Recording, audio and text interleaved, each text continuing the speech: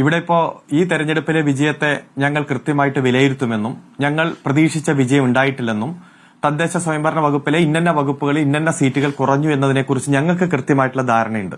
ഇപ്പൊ ഇവര് പറയുന്നത് ഇത് സമാനമായിട്ടൊരു അവസരം ഇതുവരെ ഉണ്ടായിട്ടില്ല, ഇത് ചരിത്ര വിജയമാണ് എന്ന് പറയാനുള്ള അവകാശം അവർക്കുണ്ട്. 2006 മുതൽ 2011 വരെ കേരളം ഭരിച്ചത് VS അച്യുതാനന്ദന്റെ ഗവൺമെന്റാണ്. ആ ഗവൺമെന്റിന്റെ അവസാന ഘട്ടത്തിൽ, അതായത് അവസാനത്തെ 6 മാസത്തിനുള്ളിലാണല്ലോ അന്നത്തെ തദ്ദേശ സ്വയംഭരണ തെരഞ്ഞെടുപ്പ് വന്നത്. 2010 അവസാനം. ആ തെരഞ്ഞെടുപ്പിന്റെ സ്ഥിതി എന്തായിരുന്നു? ആ തെരഞ്ഞെടുപ്പിൽ ഞങ്ങൾക്ക് 17 മുനിസിപ്പാലിറ്റി സീറ്റേ ആകെ കിട്ടിയുള്ളൂ, മുനിസിപ്പാലിറ്റികളെ കിട്ടിയുള്ളൂ. ആകെയുള്ള മുനിസിപ്പാലിറ്റിയിൽ 17, ബ്ലോക്ക് പഞ്ചായത്തിൽ 59, ഗ്രാമപഞ്ചായത്തിൽ 350, അതുപോലെ ജില്ലയിൽ 6 ജില്ലാ പഞ്ചായത്താണ് ഞങ്ങൾക്ക് കിട്ടിയേ. ഇപ്പോഴുണ്ടായിട്ടുള്ള ഈ വിജയത്തെക്കാൾ താണ വിജയമാണ് ഞങ്ങൾക്ക് എല്ലാ തലത്തിലും അന്നുണ്ടായത്. അന്നും എഴുതി തള്ളിയതായിരുന്നല്ലോ. പിന്നീടുള്ള നിയമസഭാ തെരഞ്ഞെടുപ്പിൽ 68 സീറ്റോടെ വെറും 2 സീറ്റിനാണ് ഞങ്ങൾക്ക് അന്ന് ഭരണം നഷ്ടപ്പെടുന്നത്. വലിയ മുന്നേറ്റം ഉണ്ടാക്കാൻ കഴിഞ്ഞു. അന്ന് 6 സീറ്റാണ് ജില്ലാ പഞ്ചായത്തിൽ കിട്ടിയത്. ഇപ്പോഴോ 7 ജില്ലാ പഞ്ചായത്തിന്റെ സ്ഥിതി. ബഹുമാനപ്പെട്ട ലീഗിന്റെ പ്രതിനിധി പറഞ്ഞല്ലോ ജില്ലാ പഞ്ചായത്ത് പൊളിറ്റിക്കൽ വോട്ടാണെന്ന്. തിരുവനന്തപുരം, കൊല്ലം, ആലപ്പുഴ, തൃശൂര്, പാലക്കാട്, കണ്ണൂര്, കാസർഗോഡ് ഏറ്റവും കൂടുതൽ വോട്ടുള്ളതാണല്ലോ, ഏറ്റവും കൂടുതൽ മണ്ഡലമുള്ളതാണ് തിരുവനന്തപുരവും കൊല്ലവും ആലപ്പുഴയും തൃശൂരും പാലക്കാടും കണ്ണൂരുമെല്ലാം. ഇവിടെയെല്ലാം പൊളിറ്റിക്കൽ വോട്ടാണെങ്കിൽ ഞങ്ങൾക്കത് നിലനിർത്താൻ കഴിഞ്ഞിട്ടുണ്ട്. പക്ഷെ ഞങ്ങൾ ഉദ്ദേശിച്ച വിജയം ഉണ്ടായിട്ടില്ല. അതിന്റെ കാരണം കണ്ടെത്തി പരിഹരിക്കാൻ പറ്റിയ സംഘടനാ ശേഷി ഞങ്ങൾക്കുണ്ട് എന്നതുകൊണ്ട് തന്നെ ഇന്നു മുതൽ തന്നെ ഞങ്ങൾ അതിന്റെ പ്രവർത്തനങ്ങളിലേക്ക് ഏർപ്പെട്ടു. ഞങ്ങൾക്ക് നല്ല ആത്മവിശ്വാസമുണ്ട്.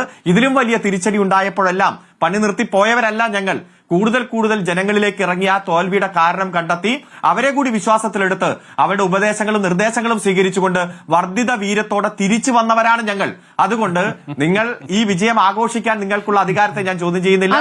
നിങ്ങൾ അത് ആഘോഷിച്ചോളൂ, നിങ്ങളുടേതായ രീതിയിൽ അവതരിപ്പിച്ചോളൂ. പക്ഷേ ഞങ്ങളുടേതായിട്ടുള്ള രീതിയുണ്ട്. തദ്ദേശ തെരഞ്ഞെടുപ്പിൽ UDF വിജയം ഉണ്ടായിട്ടുള്ളത്. അതിനുശേഷം നടന്ന നിയമസഭാ തെരഞ്ഞെടുപ്പിലും അവരുടെ വിജയമായിരുന്നു. അങ്ങ് പറയുന്ന പാറ്റേൺ ശരിയാണെങ്കിൽ അങ്ങനെ ഒരു പാറ്റേണിലേക്ക് പോകുമോ? ഇവിടെ കൃത്യമായി ഇപ്പൊ കേരളത്തിന്റെ ചരിത്രം എടുത്തു നോക്കിയേ. കേരള രൂപീകരണത്തിന് ശേഷം ആദ്യത്തെ 30 വർഷം, ആ 30 വർഷത്തിൽ 24 വർഷവും കോൺഗ്രസാ ഭരിച്ചേ. വെറും 6 കൊല്ലമാ ഞങ്ങൾ ഭരിച്ചേ. 57 2 കൊല്ലം, 67 2 കൊല്ലം, 80 2 കൊല്ലം. എന്നാൽ അവസാനത്തെ 30 കൊല്ലം എടുക്ക്. അവസാനത്തെ 30 കൊല്ലത്തിൽ 20 കൊല്ലവും ഞങ്ങളാ ഭരിക്കണേ. 10 കൊല്ലം അവർ. ആ 10 കൊല്ലം അവർ എന്ന് പറയുമ്പോൾ അതിൽ 5 കൊല്ലം വെറും 2 സീറ്റിന്റെ വ്യത്യാസത്തിലാണ്. അപ്പൊ ഈ ഉണ്ടായിട്ടുള്ള മാറ്റമെല്ലാം നമ്മുടെ മുന്നിൽ കൃത്യമായിട്ടുണ്ടല്ലോ. ഇപ്പൊ ഞങ്ങൾ ചെയ്ത ഏതെങ്കിലും ഒരു പ്രവൃത്തി, ഈ വലിയ വികസന വിരോധം അല്ലെങ്കിൽ ഭരണവിരുദ്ധ വികാരം എന്ന് പറയുമ്പോൾ ഏതാണെന്ന് ചൂണ്ടിക്കാണിക്കുക. ഇപ്പോ 10-20 കൊല്ലമായിട്ട് കിടന്ന മാലിന്യം എവിടെ? നമ്മുടെ ഈ എറണാകുളത്തെ കോർപ്പറേഷന്റെ കീഴിൽ അത് കത്തിക്കൊണ്ടിരുന്നു. അവിടെ ഇപ്പൊ ക്രിക്കറ്റ് ഗ്രൗണ്ടായിട്ട് മാറ്റിയതാണോ ഞങ്ങൾ ചെയ്ത തെറ്റ്? അതുപോലെ 10 രൂപയ്ക്ക് ഊണ് കൊടുക്കുന്ന സമർത്ഥി പട്ടിണിയില്ലാത്ത കൊച്ചിയാക്കി മാറ്റിയതാണോ ഞങ്ങൾ ചെയ്ത തെറ്റ്?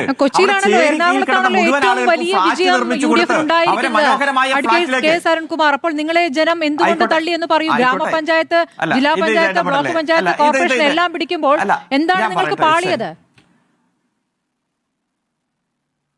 എല്ലാം മാഡം, ഇത് ശരിയല്ല. ഇവിടെ 3 കോൺഗ്രസ് പ്രതിനിധികളല്ലേ? ഇവിടെ 15 മിനിറ്റ് തുടർച്ചയായിട്ട് കോൺഗ്രസ് പ്രതിനിധി ചോദിച്ചപ്പോൾ ഒരൊറ്റ ഉപചോദ്യമില്ല. ലീഗിന്റെ പ്രതിനിധിയും 12 മിനിറ്റ് സംസാരിക്കുമ്പോൾ ഒരു ഉപചോദ്യം ഇല്ല. ഇപ്പൊ പറയും ഭരണകക്ഷിയോടാണ് ഉപചോദ്യം. അതവിടെ ഇരുന്നോട്ടെ. ഇത് മര്യാദകേട്. അങ്ങനെ വേണ്ട. അങ്ങനെ തർക്കിക്കാനാണെങ്കിൽ നിങ്ങൾ വിളിക്കണ്ടല്ലോ. ഒരു അടുത്ത UDF പാനലിൽ കൊണ്ടുവന്ന് ഇരുത്താം. ഞാൻ പറയാം, ഇവിടെ ഞങ്ങൾ ചെയ്യേണ്ട കാര്യങ്ങൾ ചെയ്തിട്ടുണ്ട്. ഇപ്പൊ ചേരിയിൽ കിടക്കുന്നവർക്ക് മുഴുവൻ ഫ്ളാറ്റ് നിർമ്മിച്ചു കൊടുത്തു എന്നുള്ള കാര്യം ഞങ്ങൾ നുണ പറയുന്നതല്ലല്ലോ.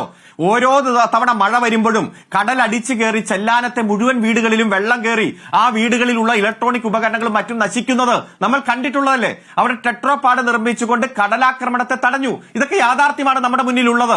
അതുപോലെ തന്നെ ഹൈക്കോടതി തന്നെ പറഞ്ഞില്ലേ, കമന്റബിൾ ജോബാണ് വെള്ളക്കെട്ടുമായി ബന്ധപ്പെട്ടുകൊണ്ട് ചെയ്തത്. ഹൈക്കോടതിയുടെ ബെഞ്ച് തന്നെ പറയാണ് കമന്റബിൾ ജോബ്. ഇപ്പൊ വെള്ളക്കെട്ടുണ്ടോ കൊച്ചി? ഇതൊക്കെ ഞങ്ങൾ ചെയ്തു. പക്ഷേ എന്നിരുന്നാലും കോർപ്പറേഷൻ തെരഞ്ഞെടുപ്പിൽ ഞങ്ങൾ തോറ്റു. ആ തോൽവിയെ ഞങ്ങൾ അംഗീകരിക്കുകയാണ്. മനസ്സിലാകത്തുള്ളൂ അഡ്വക്കേറ്റ് കെ. അരുൺകുമാർ, നിങ്ങൾ ചെയ്ത കാര്യങ്ങൾ വീണ്ടും വീണ്ടും ആവർത്തിച്ച് പറയുന്നു. ഇതാണല്ലോ പ്രചാരണത്തിലും പറഞ്ഞത്. പിന്നെ നിങ്ങൾ എങ്ങനെ തോറ്റു? അതിന് ഉത്തരം കിട്ടുന്നില്ലല്ലോ. അതല്ലേ ഞാൻ ആവർത്തിച്ച് ചോദിച്ചുകൊണ്ടിരുന്നത്. ഞാനൊന്ന് MT രമേശിലേക്ക് പോകുന്നു. MT രമേശ്, ഒറ്റ ദിവസം ഞാൻ അങ്ങ് പറഞ്ഞല്ലോ, അങ്ങക്ക് ഒറ്റ മിനിറ്റ് ഞാൻ പറഞ്ഞ അവസാനിപ്പിക്കട്ടെ. ഇത് മര്യാദകടെ എനിക്ക് പറയണല്ലോ. നിങ്ങൾ ചോദ്യം ചോദിച്ചിട്ട് അടുത്ത ആളിലേക്ക് പോകുകയല്ല ചെയ്യുന്നത്. ഇതാണ് നിങ്ങളൊക്കെ ഞങ്ങളോട് സ്വീകരിക്കുന്ന നിലപാട്. ചോദ്യം ചോദിക്കും, ഉത്തരം പറയാൻ അനുവദിക്കില്ല, അഥവാ ഉത്തരം പറഞ്ഞാൽ തന്നെ ഇടപെട്ടുകൊണ്ടിരിക്കും. ഇതെന്തുകൊണ്ട് തോറ്റു എന്ന് പരിശോധിക്കാനുള്ള സംഘടനാ സംവിധാനം ഞങ്ങൾക്കുണ്ട്. ഇന്ന് തെരഞ്ഞെടുപ്പ് റിസൾട്ട് ഉച്ചയ്ക്ക് വന്നു, വൈകുന്നേരം ആകുമ്പോഴേക്കും നിങ്ങൾ കാരണം പറയണം. അത് ഞങ്ങൾക്ക് സാധിക്കില്ല. ഞങ്ങളുടെ സംഘടനാ സംവിധാനം അത് പരിശോധിക്കും. സംസ്ഥാന സെക്രട്ടേറിയറ്റ്, സംസ്ഥാന കമ്മിറ്റിയൊക്കെ കൂടും. എന്താണ് കുറവ് എന്ന് കണ്ടെത്തി അങ്ങനെ തിരിച്ചു വന്നതാണല്ലോ. 2019 നിങ്ങൾ ചോദിച്ചില്ല ഇടതുപക്ഷത്തിന്റെ പ്രശസ്തി എന്ത്? എന്നിട്ട് എന്തിയെ ചരിത്രത്തിൽ ആദ്യമായി ഭരണ തുടർച്ചയിലേക്ക് ഞങ്ങൾ മുന്നേറിയപ്പോ, കരുത്തോടെ മുന്നേറിയപ്പോ നിങ്ങൾക്ക് നിങ്ങളുടെ വാചകങ്ങൾ മാറ്റേണ്ടി ഈ വന്നില്ലേ? പരാജയ അതൊറ്റ ദിവസം കാര്യം പറഞ്ഞ് നിങ്ങൾ ഞാൻ ഈ അവസാനിപ്പിക്കാം. ഭരണ പിന്നെ സമയം തരണ്ട. തുടർച്ചയെ ഇപ്പൊ കുറിച്ച് പറഞ്ഞു. BJP ആത്മാഭിമാനം കൊള്ളുന്നത് വളരെ നല്ലതാണ് അഡ്വക്കേറ്റ് കെ സരൺകുമാർ. കാരണം 2021 ശേഷം നടന്ന ലോക്സഭാ തെരഞ്ഞെടുപ്പ്, 2021 ശേഷം നടന്ന ഉപതെരഞ്ഞെടുപ്പുകൾ, ഇവിടെ ഒക്കെ തന്നെയും ഭരണവിരുദ്ധ വികാരം ഉണ്ടായിട്ടുണ്ട്. അതിന്റെ തുടർച്ച ഒരിക്കലുമില്ലാത്ത വിധം തദ്ദേശ തെരഞ്ഞെടുപ്പിലും ഉണ്ടായിരിക്കുന്നു എന്നുള്ളതാണ്. അങ്ങേക്ക് ഞാൻ സമയം തന്നു, നമുക്ക് സമയക്കുറവുള്ളതാണ്. ഞാൻ ഒന്ന് MT രമേശിലേക്ക് പോയിക്കോട്ടെ. അദ്ദേഹം കോർ കമ്മിറ്റി യോഗം ഒഴിവാക്കി വന്നിരിക്കുകയാണ്. പറയൂ. ഞാൻ പറഞ്ഞത് ഇവിടെ ഭൂരിപക്ഷ വർഗീയതയുടെ പേരും പറഞ്ഞ് BJPക്ക് ഗുണം കിട്ടി എന്നൊക്കെ നിങ്ങൾ പറഞ്ഞല്ലോ. ഇപ്പൊ BJPക്ക് തിരുവനന്തപുരം കോർപ്പറേഷന്റെ അംഗീകരിച്ചു. ഇപ്പോ ഇവിടെ പന്തളം മുനിസിപ്പാലിറ്റിയുടെ കാര്യം ഇവിടെ ഓൾറെഡി ചർച്ചയുടെ ഭാഗമായിട്ട് വന്നു. അതുപോലെ തന്നെ പാലാ ഈരാറ്റുപേട്ട എത്ര നേട്ടമാണ് കഴിഞ്ഞ തെരഞ്ഞെടുപ്പിൽ അവർ ഉണ്ടാക്കിയത്. അതുപോലെ സമാനമായിട്ട് കഴിഞ്ഞ ഇടുക്കി ജില്ലയിലടക്കം, കോട്ടയം ജില്ലയിലടക്കം കഴിഞ്ഞ തവണ ഉണ്ടാക്കിയ മുന്നേറ്റങ്ങൾ ഒന്നും ആവർത്തിക്കാൻ BJPക്ക് കഴിഞ്ഞിട്ടില്ല. ഒരു തെരഞ്ഞെടുപ്പ് ആകുമ്പോൾ ഏറ്റക്കുറച്ചിൽ കാര്യങ്ങൾ വരും. അപ്പൊ ഇവിടെ ഏതാണ്ട് വലിയ പരാജയത്തിലേക്ക് പോയി, അടിത്തറ പോയി LDFന്റെ എന്ന രൂപത്തിൽ നിങ്ങൾ ചിത്രീകരിക്കാനൊക്കെ നിൽക്ക്. അതിന്റെ കണക്കുകളൊക്കെ കൃത്യമായിട്ട് വന്നോട്ടെ. ശരി, ഇപ്പൊ വന്ന കണക്കുകളിലാണ് ഞാൻ ചോദിച്ചത്. വന്ന കണക്കുകളിൽ പാല പറഞ്ഞ നന്നായി. പാലയിലും ഇടുക്കിയിലും ഒക്കെ നിങ്ങളെ സഹായിച്ച കേരള കോൺഗ്രസ് മാണി വിഭാഗം തകർന്നടിയുന്ന കാഴ്ചയും ഉണ്ടല്ലോ.